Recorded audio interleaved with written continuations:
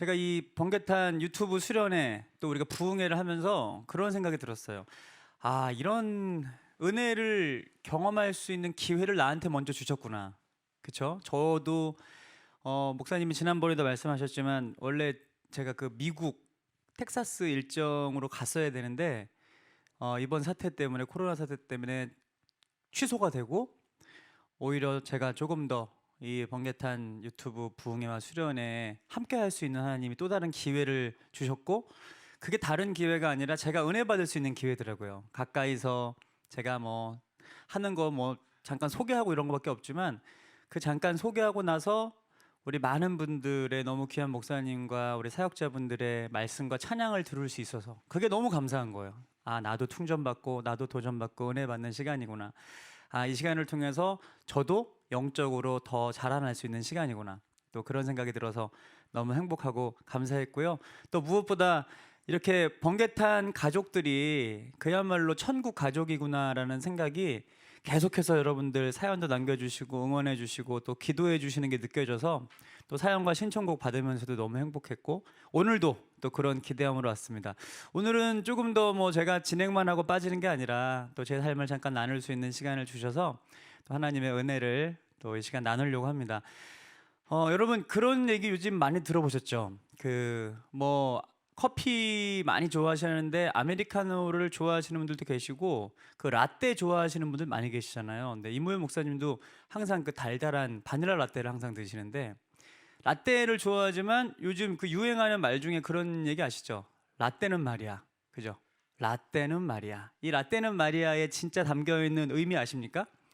그게 바로 어찌 보면 좀 전형적인 우리 그 어른들 전형적인 좀 꼰대의 모습들을 살짝 이렇게 또 반어적으로 또 비꼬면서 표현한 부분이 라떼는 마리아예요. 그래서 이 라떼는 마리아가 영어로 하면은 라떼 is horse, 라떼는 말이다, 뭐 이런 것까지 요새 유행이 되고 있다고 합니다. 근데 제가요, 이 라떼는 말이야라는 이 표현을 들으면서 되게 야, 나도 이제 꼰대가 됐나 보다라는 생각이 들었어요. 그게 왠지 아세요? 후배들을 좀 만날 수 있는 기회들이 많이 있잖아요. 또 저보다 어린 동생들을 만날 기회가 있는데, 그야말로 다음 세대들을 만날 기회가 있으면 저도 꼭 제가 파는 표현 중에 그런 표현이 들어가는 거예요. 야, 나 때는 말이야. 야, 나 때는 이랬어. 아, 나 때는 그랬어. 저도 정말 라떼는 마리아에 속해 있는 어느 순간 꼰대의 모습이 제 안에도 있다는 것을 발견했습니다. 우리 아마 그 요즘 세대, 그야말로 다음 세대 젊은 친구들은 이런 접근들을 참 싫어할 거예요. 근데 잘못된 소통의 접근이라는 생각이 저도 들어요. 그렇죠? 어떤 마음들이 열려 있고 우리 어른이나 선배들의 이야기, 그 삶의 교훈들을 경청하려고 딱 마음이 준비돼 있다가도 이 시작 자체가 나 때는 말이야, 이렇게 시작하면 왠지 마음이 좀 불편하고 다쳐버리는 그래 우리의 모습들도 발견하곤 합니다. 여러분 저는 이 부분들이 물론 어느 누구나 다 소위 누군가한테 자신이 살아온 삶을 과시하려고, 또 나는 이만큼 힘들었는데 너희는 너무나 편해, 모두가 다 이런 관점으로 접근하려는 건 절대로 아닐 거예요. 네, 어떤 누군가는 정말 이제 다음 세대를 이끌어갈 젊은이들에게 좋은 조언들과 교훈들을 해주려는 마음들도 그분들 안에 분명히 있을 겁니다. 근데 제가 이 부분들을 좀 고민하면서 우리 안에 누군가를 이끌어가고 또 지도하고 다스린다는 개념이 좀 잘못되어 있다는 생각들이 있지 않나라는 부분들, 물론 저에게도 그렇고요. 그 부분들을 한번 점검해 봤습니다. 그래서 오늘 말씀을 좀 한 구절 같이 나누고 싶은 말씀이 있는데, 창세기 말씀이에요. 창세기 1장 28절.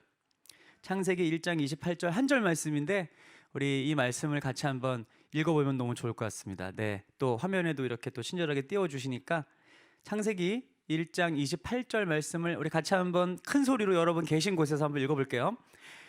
하나님이 그들에게 복을 주시며 하나님이 그들에게 이르시되 생육하고 번성하여 땅에 충만하라, 땅을 정복하라, 바다의 물고기와 하늘의 새와 땅에 움직이는 모든 생물을 다스리라 하시니라. 아멘. 여러분, 하나님께서 하늘과 땅을 만드시고 또 온 모든 동물과 식물, 만물들을 만드신 후에 사람을 만드셨어요. 그렇죠? 그리고 사람을 만드시고 나서 오늘 이 본문 말씀을 통해서 하나님께서 우리들에게 복을 주십니다. 그들에게 복을 주시고 또 생육하고 번성하고 땅에 충만하라, 땅을 정복하라, 바다의 물고기와 하늘의 새와 땅에 움직이는 모든 생물을 다스리라. 하나님이 우리에게 이렇게 명령하세요. 여러분 안에 그 관념되어져 있는 이 정복하고 다스리는 뜻이 어떻게 정의 내려져 있습니까? 아마 이 용어 자체의 뜻이 정복하고 다스리는 건 사람들 위에 군림하고 또 그 힘과 지위와 권력으로 통치하는 의미로 우리 안에 아마 잘 새겨져 있을지도 몰라요. 근데 이 창세기 1장 28절에 정복하고 특히 다스리라 하는 이 원어적 의미가 뭐냐면요, 바로 성경적 원어로 라다라고 합니다. 라다.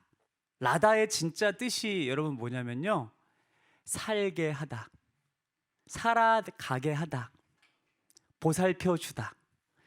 여러분, 라다의 뜻은 살게 하다, 살아갈 수 있도록 도와주는 의미가 진짜 다스리고 또 살게 하는 라다의 원 뜻입니다. 여러분, 이 의미가 우리 안에 다시 한번 제대로 새겨지고 정립되어진다면, 혹 우리가 이제는 누군가를 이끄는 리더의 자리에 서 있다면, 혹 우리가 누군가에게 조언을 할 수 있는, 누군가에게 또 도움을 줄 수 있는, 또 누군가를 다스리는 그런 위치와 역할을 가지고 있다면 아마 우리의 모습, 그 자리에 있는 사람의 모습들과 삶과 언행들은 정말 달라질 거라는 생각이 듭니다. 네, 내가 가지고 있는 그 힘과 권력과 지위를 이용해서 야, 나 때는 이랬는데, 나 때는 더 힘든 상황이었는데 이렇게 했는데 너희들은 왜 이래? 라는 식으로 접근한다면 여러분, 아마 그 관계 가운데 소통들은 이미 힘들고 어려운 상황이 아닐까라는 생각들을 다시 한번 해보게 됩니다. 근데 내가 있는 자리에서 정말 내가 누군가에게 사랑을 담아서 누군가를 이끌어줄 수 있는 그 자리에서 라다의 마음으로 그들을 어떻게 하면 잘 살아갈 수 있을지, 어떻게 하면 이 힘든 시기를 잘 살아낼 수 있을지를 고민하고 그들에게 접근한다면 라떼는 말이야 라는 이 표현으로 혹시 시작했어도 아마 그 이야기를 듣는 그 사람은 아, 이분이 나에게 진짜 사랑을 담은 조언을 해주시는구나. 아, 이분이 진짜 나를 생각해주고 있구나. 아, 이분이 나를 어떻게 하면 잘 살아갈 수 있을지 나한테 진짜 아름다운 조언을 해주시는구나 느낄 수 있을 거예요. 여러분, 제가 찬양사역자로도 활동하지만 홀트 아동복지회 홍보대사로 그렇게 이제 6년여 동안 활동을 하고 있습니다. 제가 홀트 아동복지 홍보대사가 된 이유를 아마 아시는 분들도 많으실 텐데, 여러분, 홀트는 큰 의미로 말하자면 뭐 장애인 복지, 아동 복지를 담당하는 복지기관이에요. 근데 처음 홀트가 만들어진 시작도 바로 입양을 통해서 시작됐어요. 한국 전쟁을 통해서 생겨난 전쟁 고아들, 그 고아들을 바라본 해리 홀트 씨가 마음이 너무 아픈 거예요. 아, 하나님, 저 아이들 어떡하죠? 부모를 잃은, 전쟁을 통해서 저 부모를 잃은 저 아이들 어떡해요? 기도하는 가운데 하나님이 전쟁 고아 8명을 입양하시게 하셨어요. 원래 자녀가 6명이 있었어요. 8명을 입양하니까 자녀가 14명이 된 거예요. 그 시작이 바로 홀트 아동복지회의 시작이 되었고요. 이제 60년이 넘게 홀트 아동복지회가 그야말로 소외된 이웃들에게, 특별히 가정을 잃은 아이들에게 따뜻한 가정을 만들어주는 그 사역들을 열심히 하고 있습니다. 여러분, 저도 바로 그 홀트에서 입양된 입양아예요. 여러분, 제가 홀트에서 벌써 작년 얘기가 됐네요. 홀트 직원 예배에서 첫 설교를 했어요. 목사가 되고 나서. 근데 그 시간이 얼마나 감격스럽고 감동스러웠는지 몰라요. 왜 그럴까요? 홀트를 통해서 입양됐던 한 입양인이 하나님의 사랑 가운데 또 귀한 믿음의 가정 가운데 잘 자라나서 목사가 되어서 이제는 내가 입양되었던 기관인 홀트에서 하나님의 말씀을 전하는, 그리고 홍보대사가 되어서 그 자리에 선 거예요. 여러분, 이게 바로 하나님의 계획이고 하나님의 방법이더라고요. 그 시간이 저한테 얼마나 감격스럽고 얼마나 잊을 수 없는 제 인생의 놀라운 예배의 자리였는지, 축복의 자리였는지 모릅니다. 여러분, 저는 제 입양 사실을 중학교 2학년 때 사실 알게 되고 많은 방황을 했어요. 왜 나한테 이런 일이 일어난 거지? 왜 나는 입양이 된 거지? 왜 나를 낳아주신 부모님들은 나를 키우지 못하고 이렇게 보낸 거지? 여러 가지 찾을 수 없는, 해결할 수 없는 그 질문에 대한 해답들 때문에 참 많이 고민하고 참 많이 방황했습니다.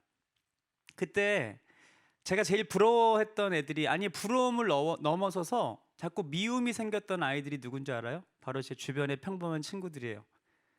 그냥 평범한 가정이 있는 엄마 아빠가 정말 그야말로 직접 배 아파서 낳아준 그 친구들이 저는 너무 부럽더라고요.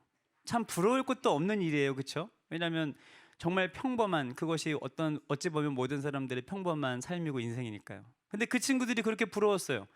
그리고 심지어 미운 마음까지 들었다고 했죠. 왜 그런 마음이 들었는지 아세요? 그 아이들은 자신들이 속해 있는 가정들, 또 자신들을 낳아준 엄마 아빠가 있다는 것을 전혀 소중하게 생각하지 못하고 감사하지 못하는 친구들이 몇몇 있더라고요. 여러분, 그게 바로 우리의 현 모습이 아닐까요? 우리가 지금 살아가고 있는, 속해 있는 가정, 나를 낳아주신 엄마 아빠, 어찌 보면 너무나 지극히 평범해 보이는 가정 가운데 내가 속해 있다는 사실이 이제는 더 이상 그 누군가한테는 감사의 고백이 되고 감격의 고백이 되고 주님께 올려드리는 감사의 이유가 되지 않는 그런 시대, 그런 가정을 우리가 살아가고 있는지 모릅니다. 혹 어떤 이들은 그래요. 차라리 이럴 거면 가정이 없는 게 낫다, 차라리 이럴 거면 엄마 아빠가 없는 게 낫다 라고 이렇게 안타까운 고백을 하는 친구들이 또 곳곳에 있습니다.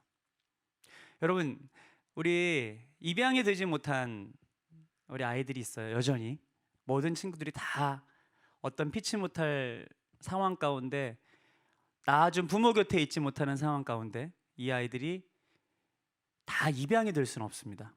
한계가 있어요. 그 아이들이 보육원, 시설에서 살아가고 있습니다. 그 친구들한테 여러 가지 많은 꿈들이 있을 거예요. 근데 정말 소박하고 그리고 정말 단순한 꿈 가운데 하나는 바로 나도 가정 안에서 엄마를 부르고 아빠를 부르면서 가정 안에서 나도 살았으면 좋겠다. 여러분, 이 꿈을 가진 친구들이 여전히 대한민국 안에서도 그 시설 안에서 자라나고 있습니다. 그리고 또 그런 여건들이 모두에게 다 허락되지 않기 때문에 가정과도 같은 따뜻함을 그 아이들에게 정서적이든 교육적이든 모든 부분으로 또 흘려보내주려고 노력하시는 많은 보육원의 선생님들과 또 복지사분들이 여전히 존재하십니다. 그 친구들한테 우리가 하고 있는 혹 어떤 불평이, 혹 어떤 짜증이, 혹 어떤 괴로움이 들려준다면 그들의 마음은 어떨까요? 여러분, 이런 생각은 한 번도 안 해보셨죠, 그렇죠? 차라리 이럴 거면 나는 나 혼자 살고 싶어. 차라리 이럴 거면 나는 엄마 아빠가 없었으면 좋겠어. 여러분, 이런 고백들 정말 화나고 힘들고 짜증날 때 누구든지 할 수 있는 고백일 거예요. 근데 여러분, 이 고백들을 제가 여러분들한테 소개한 그 보육원과 시설에 있는 친구들이 들었다고 생각해 보세요. 여러분, 그 친구들 안에 어떤 마음이 들까요? 아마 제가 청소년 시절에 겪었던 정말 미운 마음들, 어떤 원망과 분노의 마음들, 그 마음들이 들지도 몰라요. 지금 저 아이가 겪고 있는 저 삶이 얼마나 소중한 삶이라는 걸 모르고 어떻게 저렇게 말할 수 있지? 라는 그런 이야기들을 그 친구들의 마음속에서 사실 발견할 수 있을지도 모릅니다. 여러분, 저희가 지금 단 몇 사람이, 단 어떤 공동체가, 단 어떤 지역만 힘들어하는 삶을 살아가는 게 아니라 지금 대한민국은 모두가 다 아프고 힘든 시대를 살아가고 있습니다. 아마 이렇게 모두가 다 혼란스럽고 걱정스럽고 이 시간이 빨리 지나가기를 바라는 이런 일을 경험한 건 아마 대한민국 역사상 또 처음인지도 모르겠어요. 전쟁 이후에, 그렇죠? 한국 전쟁 이후에 아마 처음 있는 일일지도 몰라요. 여러분, 이 시간을 지나면서 이미 여러분들 안에, 특별히 다음 세대 안에, 청소년 안에 이런 고백들을 발견하고 있습니다. SNS를 통해서요. 목사님, 전도사님, 선생님, 저 교회 빨리 가고 싶어요. 저 예배 빨리 드리고 가고 싶어요. 보고 싶어요. 평소에 그렇게 토요일 밤마다, 토요일마다, 야 누구야? 내일 예배 있는 거 알지? 내일 무슨 순서 있는 거 알지? 내일 꼭 나와야 돼. 문자를 하고 전화를 해도 대답하는 둥 마는 둥 했던 우리 아이들이 이제는 목사님, 전도사님, 선생님, 교회 저희 언제 갈 수 있어요? 교회 빨리 가고 싶어요. 교회에서 예배 드리고 싶어요. 찬양하고 싶어요. 친구들 만나고 싶어요. 함께 예배하고 싶어요. 여러분, 이 고백들을 하고 있는 요즘 다음 세대 청소년들의 마음들을, 모습들을 발견하게 됩니다. 사회적 거리 두기라는 캠페인을 벌이고 있죠. 네, 이 바이러스의 감염을 막기 위해서 사회적 거리 두기. 하지만 그 사회적 거리 두기 때문에 여러분, 우리 가족 안에서 우리의 마음과 정서적인 가족 안의 친밀감은 더 가까워지는 요즘인지 모르겠어요.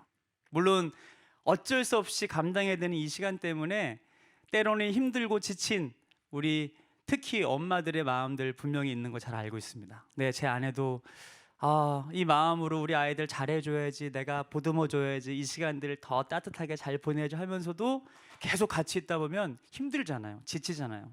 그래서 또 짜증도 내고 그런 여러 가지 어떤 심리적인 반복들이 있는 것도 사실이에요. 하지만 분명한 건 우리가 함께 부대끼고 있는 이 시간들을 통해서 우리의 정서적인 마음의 거리는 훨씬 더 가까워질 거예요. 사람이 사람과 스킨십을 하고 살이 닿고 아이 컨택이 되는 그 시간들을 통해서 분명 우리 안에 사랑들이 더 쌓여져 갈 겁니다. 이 시간이 지금 카메라 앞에서, 모니터 앞에서, 또 TV 앞에서 이 유튜브 부흥회를 시청하고 있는 특별히 청소년들에게, 다음 세대들에게 우리가 정말 너무나 당연하게 여겼던 일상의 감사들이 얼마나 소중했던지 우리 그 부분들을 발견할 수 있는 누군가 됐으면 좋겠습니다. 그리고 내가 지금 놓치고 있었던 많은 부분들은 그 어떤 누군가한테는 평생의 가장 간절한 소망이고 소원이라는 사실 우리 꼭 잊지 않았으면 좋겠어요. 여러분, 우리가 불평하고 있는 부분들을 돌아보십시오. 내가 투덜대고 있는 부분들을 돌아보십시오. 내 안에 분노의 마음, 증오와 원망의 마음들이 있는 부분들을 돌아보십시오. 그 누군가한테는 내가 정말 지금 화나고 짜증나고 투정하고 있는 모습이 그 누군가에겐 간절한 소원입니다. 여러분, 이 부분들이 우리 안에 다시 한번 발견되어지는 시간 됐으면 좋겠고요. 이 시간들을 잘 이겨내고 나면 하나님께서 우리에게 명령하신 정복하고 다스리라, 라다, 살게 하고 살아내게 하는 하나님이 우리를 지으신 그 참 목적이 우리를 통해서 곳곳으로 더욱더 아름답게 흘러갈 줄 믿습니다. 이 시간을 잘 살아낸 우리는 이제 힘들고 어렵고 눈물 흘리는 그 누군가를 살아내게 하는 그 역할들을 반드시 발견하게 될 줄로 믿습니다.